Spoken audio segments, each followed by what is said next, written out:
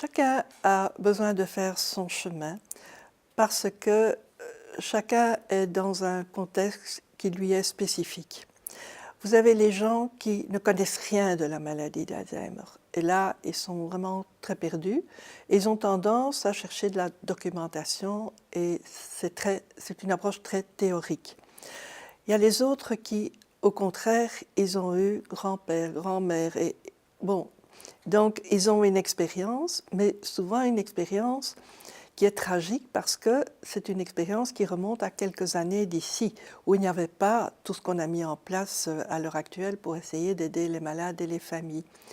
Et donc voilà, par rapport à ça, ben, le chemin est très différent. Quand vous ne connaissez rien, vous cherchez tous azimuts.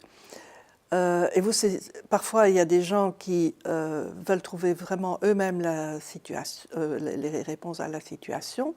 Ils vont sur Internet, ils lisent plein de bouquins, et puis quand on les voit, bon, ben, on se rend bien compte qu'ils n'ont rien compris à la réalité de la maladie, puisqu'ils sont dans la théorie. Les autres, eux, ils ont un parcours douloureux, et donc on doit faire un autre travail d'approche, de leur dire, oui, mais vous savez, on n'est plus dans ce que vous avez vécu.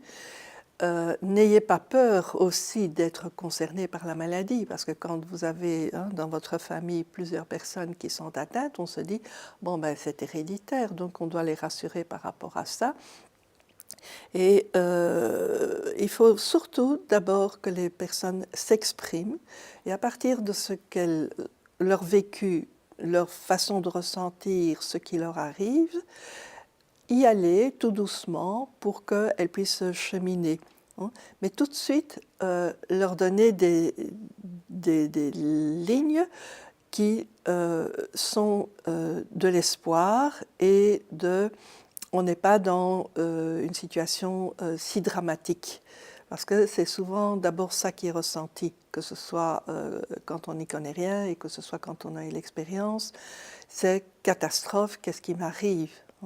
Et leur dire, mais non, d'accord, ce n'est pas un diagnostic très agréable, mais on n'est pas tout de suite dans quelque chose de tragique. Et on doit mettre en évidence tout ce qu'on peut faire de positif et de encore profiter de la vie.